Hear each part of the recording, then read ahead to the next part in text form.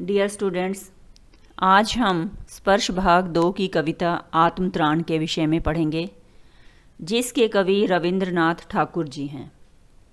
उनका जन्म 6 मई 1861 को बंगाल के एक संपन्न परिवार में हुआ।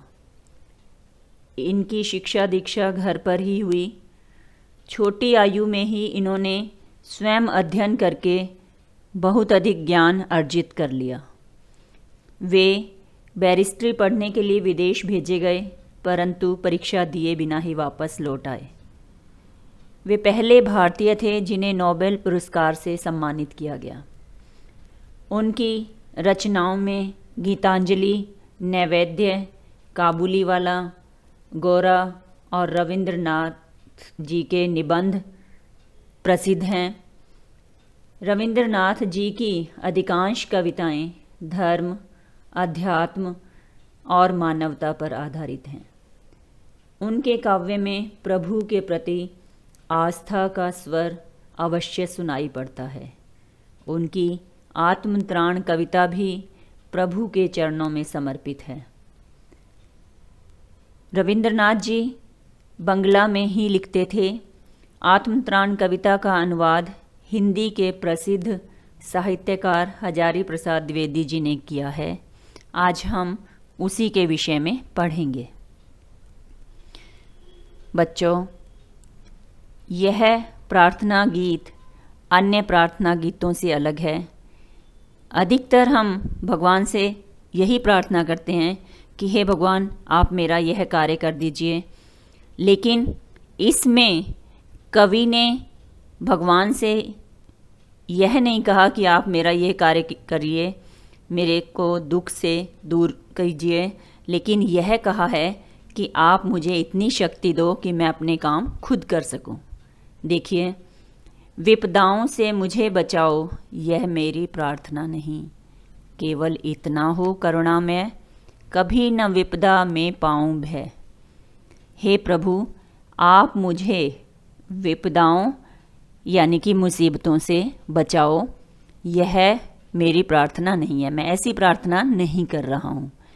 लेकिन हे करुणामय, हे दयालु भगवान, केवल इतना हो कि आप केवल इतना ही कीजिए कि मैं कभी भी विपदा यानी कि मुसीबतों में भय ना पाऊँ, डरूँ ना, मैं कभी भी मुसीबतों से ना डरूँ। दुख ताप से व्यथित चित्त को ना दो सांत्वना नहीं सही, पर इतना होवे करुणा में, दुख को मैं कर सकूं सदा जय। हे प्रभु, दुख से दुखी, व्यथित का मतलब दुखी, चित्त मन को आप सांत्वना तसल्ली नहीं दे सकते तो मत दो, परंतु हे करुणामय, हे दयालु भगवान, इतना करना कि मैं दुख को सदा जीत सकूं, मैं खुद ही अपने आपकी कृपा से दुख को जीत सकूं। कोई कहीं सहायक ना मिले तो अपना बल पौरुष ना हिले। अगर मुझे कभी भी किसी प्रकार की सहायता की ज़रूरत हो, परंतु मुझे कोई भी सहायक यानी कि सहायता करने वाला ना मिले, तब भी मैं ऐसी स्थिति में मेरा बल और पौरुष का मतलब है पराक्रम कभी भी ना हिले, डामाडोल ना हो, मैं अडिग रहूं और अपने दुखों को खुद ही दूर कर सकूं। हानि उठानी पड़े जगत में, यदि मुझे कभी भी जगत यानी कि संसार में किसी भी प्रकार की कोई हानि उठानी पड़े, किसी भी प्रकार का मेरा कुछ नुकसान हो जाए, और लाभ अगर वंचना रही, लाभ मेरे लिए अगर, वंचना का मतलब है धोखा बन जाए, लाभ मुझे हमेशा धोखा देता रहे, तो भी मन में ना मानूं क्षय, तब भी मैं अपने मन में किसी भी प्रकार का क्षय का मतलब है दुख और नाश ना मानूं कि भी मेरे को हानि हो गई है तो मैं परेशान ना हूं। नेक्स्ट, मेरा त्राण करो अनुदिन, तुम यह मेरी प्रार्थना नहीं, बस इतना होवे करुणा में, तरने की हो शक्ति अना में। इसमें कवि कह रहे हैं कि हे भगवान, तुम जो है अनुदिन का मतलब हर दिन, मेरी त्राण का मतलब है रक्षा करो। यह मेरी प्रार्थना नहीं है, मैं ऐसी आपसे प्रार्थना नहीं कर रहा हूँ कि हे प्रभु आप मेरी हर रोज़ रक्षा करो।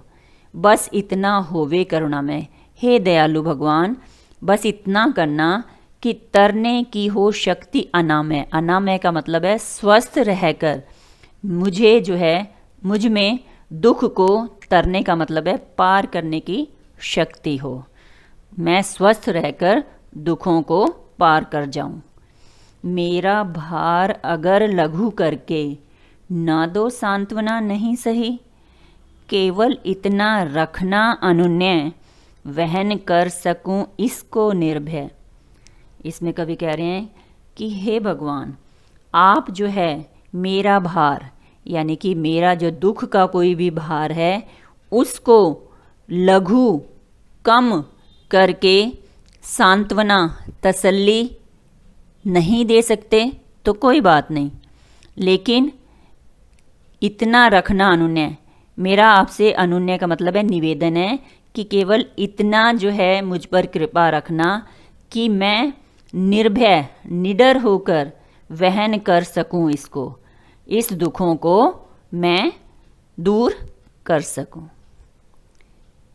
नत शिर होकर सुख के दिन में, तव मुख पहचानूं छिन छिन में। इसमें कवि कह रहे हैं कि हे प्रभु, मैं सुख के दिनों में भी नत शिर, शिर का मतलब सिर और नत का मतलब झुकाकर, मैं सुख के दिनों में सिर झुकाकर तव मुख, आपकी छवि को छिन छिन हर पल पहचानूं, पहचानता रहूं।